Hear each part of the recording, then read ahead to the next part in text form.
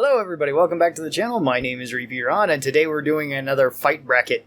This time we're going to be taking a look at all of support's weapons and seeing which ones win over another. This is solely based on my own opinion. We are not going to be taking into account so much healing effects on weapons and just how good of combat performance do the weapons actually do. This, I think, makes it more favorable to where I'm not just giving medic weapons a bonus because of how useful they are for the team and how good it is to take a medic weapon if you have an on-perk medic weapon. So the medic shotgun isn't going to be getting a whole bunch of bonus points. Let's see what we get. Alright, first up we have the nail gun versus the double barrel. And the nail gun is a pretty good weapon. So comparing these two weapons, the nail gun gets more shots. The nail gun gets potentially cheaper shots as well. And it can have a higher, well, actually I think they both have about the same rate of fire. It's just that you have to reload every 2 shots, or if you pull both triggers, then every shot with the double barrel. The nail gun is semi-automatic. It will do less damage per shot than the double barrel, but the nail gun does scale incredibly well with upgrades. The double barrel also scales decently well with upgrades. It already has really high base damage is the thing though. You do get bonus mobility with the double barrel. There is a case to be made for the nail gun though, because it is potentially more shot effective as well, since you can single fire the nails and potentially use up less nails per kill than you normally would, as opposed to the double barrel, where you would get less overall shots if you did it that way to kill enemies. So you get more utility and more single target damage with the double barrel. They both weigh, I think, the same weight to start out with, and they both scale the same because they're both tier 2 weapons. Out of these two, I would give it to the double barrel, I think. The double barrel hits harder and you get the bonus mobility buff with it. Nail gun is a really good option though. It's a really good tier 2 option because it does do high damage. You can ricochet shots. It is semi-automatic, so you get a lot of advantages with it. You could actually pair both these early on quite well too. So I would take the double barrel. You could also just keep both of them if you wanted to upgrade both of them. I don't see why that would be a bad loadout. Alright, up next we have the HRG Buckshots versus the Doomstick. Now, the Buckshot is going to weigh much less than the Doomstick will. Even when it's fully upgraded, it still weighs less at 8. That's assuming you have 2 of them and they're fully upgraded. The Doomstick will do more damage per shot. It can do way higher burst damage than the Buckshots will. Neither one of these benefits from having a larger magazine. I probably should have put that as a pro to the nail gun too in the last category. But both these weapons only get a bonus from the quicker reloads. So you don't get any extra ammunition with them as opposed to one another, even with the recent buff to the ammunitions. I mean, I'm going to say the Doomstick here, although the Buckshot is a really good option for early waves because it is so cheap and it's relatively effective early on. It doesn't scale particularly well with upgrades though, so Doomstick. Alright, Medic Shotgun versus the SG500. That's kind of a interesting choice. Alright, well both these do almost the same damage. I think the SG500 will do more damage. It will do more damage when it's fully upgraded as opposed to the Medic Shotgun. The Medic Shotgun does have some advantages going for it. One is that you can heal allies, which we're not going to be factoring a huge amount for this. But it's also semi-automatic. It's got a very tight spread pattern. It does have nice sights with its flip-up sights that the medic weapons do, and it is clip-fed, so you can reload all the shots at once. You also can use the larger magazines more effectively with the medic shotgun than you could with the pump shotgun. Pump shotgun I still think benefits more from the faster reload speed, although the larger magazine isn't bad for it. I think I'm going to give this one to the medic shotgun, even though the medic shotgun, like I said, isn't going to get a huge bonus from the healing darts. I still think it's probably better than the SG500. It does weigh, I think, 1 weight more than the SG. I could be wrong about that. It might weigh 2. I think they get about to the same weight when they're fully upgraded. Maybe they weigh the same. Alright, medic shotgun. Alright, up next we have the trench gun, or the dragon's breath, versus the blunderbuss. That's an interesting choice too. So the trench gun isn't bad on support. You get to do fire damage with it and damage over time. It does hold a lot of shots if you want to take the larger magazines with it, which isn't a bad option. It is a little bit slow on the reload as well as a little bit slow on the fire because it is a pump action. But for the most part, it's not a bad weapon overall, and it can stack up assists very quickly. Really, none of support's weapons are bad weapons, though, as I've stated a lot of times, you can pick whatever you want and make it work. Trench gun does have kind of nice sights though too. I kind of like them. They're simple, but I like them. The blunderbuss, on the other hand, will do more damage per shot because it will do more damage per shot than any of the other weapons on this list. It just does the highest amount of damage per shot out of them.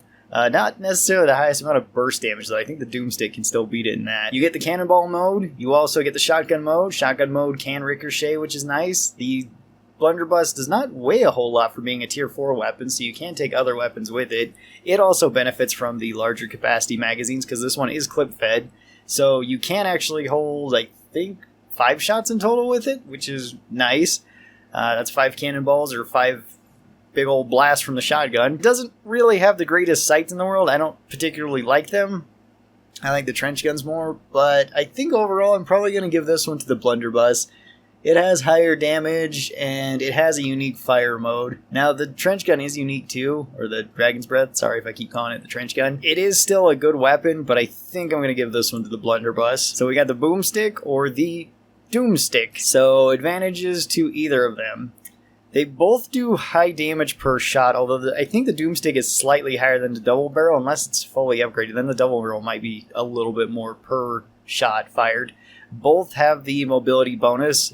Both aren't going to be affected by larger magazines. This one's kind of tough because you can take more options with the double barrel, but you can do more burst damage with the Doomstick. Those are like my two main factors that I'm trying to reason in my head as to which one might be better than the other. Because if you have something like Skrakes and Flesh Pounds chasing you down, the Doomstick is more likely to stagger them and kill them with the burst. However, you might still be able to kill them with the Boomstick because you still have the added mobility just like the Doomstick.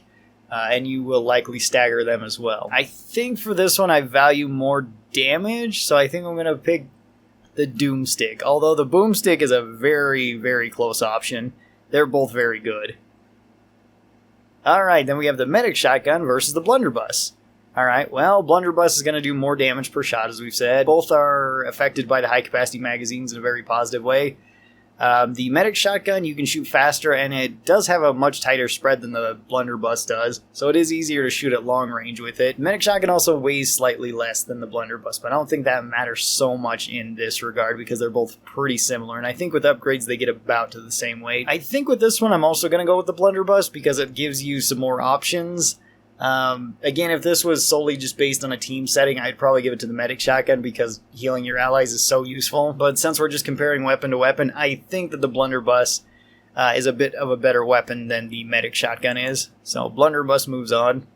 And then we have the Doomstick versus the blunderbuss. Well, the Doomstick can do more potential burst damage than the blunderbuss. The blunderbuss will do more damage per shot, but is maybe less accurate. I'm not actually sure about that. Firing all 4 barrels might be the same accuracy as just firing the one big shot from the blunderbuss. Blunderbuss does get the advantage with high capacity magazines, but you can launch yourself with the Doomstick. The blunderbuss also has the cannonball, which counts as explosive damage, but you can blow yourself up with it. Blunderbuss does weigh less and gives you more options. I think I'm still going to just go for raw damage here and probably go with the Doomstick. That's another kind of difficult one to pick from. So the Doomstick's moving on to the finals. Alright, well we have the Blast Brawlers versus the HZ-12. Alright, well the Blast Brawlers are melee weapons, so you can block with them. They do weigh more than the HZ-12, they do cost more than the HZ-12, and they come in at an awkward weight when they're fully upgraded. I think they do less damage per second than the HZ-12 does too. I could be wrong about that, but I think a fully upgraded HZ-12 will do more damage per second than the Blast Brawlers, and probably more damage per shot. The HZ-12 did get a pretty big buff with the high capacity magazines. Going up to holding 28 rounds in it is really nice. The Blast Brawlers do benefit from that one as well. I think then they have 7 rounds, which is 14 because they fire twice. Brawlers you can block with, but they feel rather niche for that and not one of the best things for it. Their weight is kind of awkward. Their damage is a little bit inconsistent. I think I would just rather go with the better overall weapon of the HZ-12 where it kind of does everything pretty good. So I think HZ-12 moves on from this one. Alright, the Famas Master Key versus the Frostfang. So the Famas Master Key is the assault rifle plus the shotgun. The shotgun does okay damage, and if you have tight choke, it's not that bad on its spread. If you don't have that, then it does have some pretty weird spread. It shoots really slow, so that's not great. It doesn't hold the most amount of shots. Neither of the weapons hold the most amount of shots, but you usually don't run out of ammo completely with it. At least I've found that I don't. The Famas with the ACOG sight and burst fire on it is actually pretty good at long range for support. That being said, some of your shotguns can be just as accurate or just as reasonably accurate, like the medic shotgun or the M4 and other shotguns like that. It has some pros to it being a hybrid weapon, but it also has some cons being a hybrid weapon, and it sits kind of at an awkward weight for other classes, not so much for support though. The Frostfang, on the other hand, is a lever action frost shotgun that shoots out freezing rounds, so you can freeze enemies with it. That's pretty good. It does have more spread than other shotguns, so tight choke is another good one with this. You can block and parry with this weapon, which is a pretty big advantage. If you freeze something and then hit it with the axe, you do bonus damage with that. The axe does pretty good damage and attacks relatively quick by itself. It's much faster on Berserker, but it's okay on support as well. I think I'm going to give this one to the Frostfang. The Frostfang is just a really solid all-around weapon, and the Famas kind of has some issues. Alright, the AA-12 versus the M4. Both these weapons are really good. The AA-12 can now be a 35-round full auto shotgun.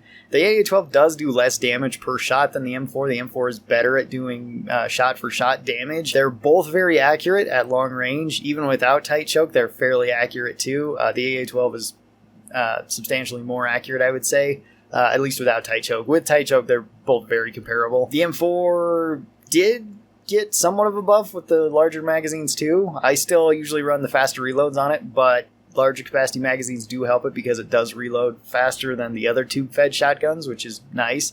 It also weighs less, which is pretty useful. When you take the AA-12, you are kind of locked into taking other weapons. It is heavy like the Doomstick, but it is a very strong option.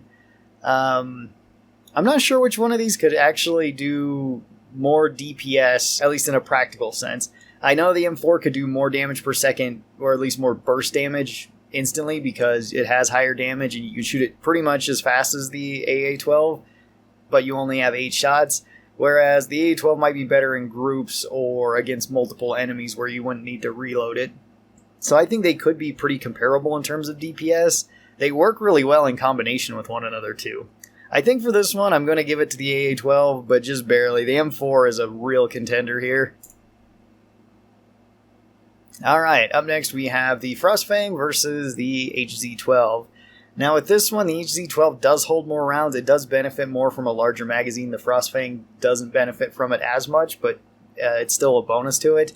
The Frostfang can block and parry. It also uses it also has the status effect of freezing enemies, which is pretty good, and it can deal high damage when those enemies are frozen. For this one, again, I think I'm going to give it to the Frostfang. The HZ-12 is much better now, and it's a great all-around weapon, especially for its weight, but the Frostfang is also a great all-around weapon for its weight. So I think that one wins. And then moving on, we have the Frostfang versus the AA-12. These weapons are also very strong. The Frostfang gives you more, it potentially gives you more damage per shot. I'm not actually sure. It doesn't deal as much damage per second or practical damage per second as the AA-12 does. It also isn't as accurate. You will notice the distance with this. The AA-12 also has better sights, so if you want to ADS, it's a better option. Larger capacity magazines, like I said, do help out the Frostfang, but not as much, and the AA-12 really benefits from them. Both benefit from faster reloads. The Frostfang is potentially more flexible because you can put it into more loadouts, and having a status affecting weapon is never a bad thing. This is probably the closest matchup we're going to have here, because I could see arguments for either one. If you want more survivability, I would say the Frostfang is better, and if you want more flexibility, the Frostfang is better. If you want more damage per second, especially against like bosses, the AA-12 is better. So I think I'm going to go with the AA-12 here, but the Frostfang is one of the best weapons for support, and I could easily see myself picking the Frostfang over the AA-12, especially if I knew what boss is coming up. If it's somebody like King Fleshpound or Hans, it's definitely going to be the Frostfang over the AA-12, or I'm just going to take both of them. because both of them are really good in combination. Alright, up next we have the Doomstick versus the AA-12. Well, you get more damage per shot and more burst damage with the Doomstick. You also get the bonus mobility with the Doomstick. Both these weapons weigh the same, so weight is not really an issue. You can actually take both of these weapons if you would like, but you do have to be max level with support to do that. Otherwise, you simply don't have enough weight. The AA-12 has a larger magazine. It holds 20 or 35 rounds, whereas the Doomstick holds 4, regardless of what you're taking with it. The AA-12 is better at longer ranges. It has a much tighter spread. It can probably do more DPS to crowds than the Doomstick can, depending on how tightly grouped up the crowd is. If the crowd is extremely tightly grouped up, then the Doomstick might be able to do more there, because you can just rip through everything. So that's interesting. The Doomstick does scale a little bit better with upgrades. You get more damage from it, whereas you get more damage per second from the AA-12, but not that much more damage. I would say the AA-12 is quite a bit better at fighting bosses, though, than the Doomstick. The Doomstick, I find a little bit awkward to be using, at least in a team setting, against bosses, especially ones that like to keep their distance, like the Matriarch or the Patriarch. It's a little bit difficult to use it to its full effect. Against people like the Abomination or Fleshpound, it's fine. Or Hans. If Hans is focusing you, then the Doomstick is amazing. This one, again, is a really close one, because these are also two of Support's best weapons. I think I'm once again going to give it to the AA-12. The higher magazine, the higher DPS, or practical DPS, I think wins out over the just raw amount of damage that the Doomstick has. Very close, though. So I think our winner this time is the AA-12. But there could have been quite a few winners, and I could easily see myself changing my opinion on this. Because, I mean, I was having a hard time picking between the Doomstick and the Double Barrel. Double Barrel is really good for the weight and the price and everything. And I'm trying not to factor in price too much to these, because otherwise, well, just the most valuable weapon is going to win, right? Then it would probably be something like the HZ-12, and the Double Barrel probably would have made it to the end, because they're just so valuable for the price that you get them at. I don't know which class I'm going to do next. Feel free to leave down in the comments what you guys would like to see next, because this is a lot of fun to do, and I might just do all sorts of weapons versus one another, and maybe just take classes out of it entirely and just see which weapons I would say are better than the other. That could be a lot of fun. Hopefully you guys are enjoying these type of videos, and if you are and you're not subscribed, be sure that you get subscribed. That way you get notifications whenever I post them. Also, special thanks to all the supporters of this channel. If you would like to be on this list, you can join the YouTube membership program, which is linked down in the description below, or you can go over to my Patreon and donate there for just $1 a month. You get extra content like this video that just went up on there a day early. So thanks everybody for that. I really do appreciate it. I hope you guys have a great day, and I will talk to all of you guys next time. Till then, stay cool, and bye!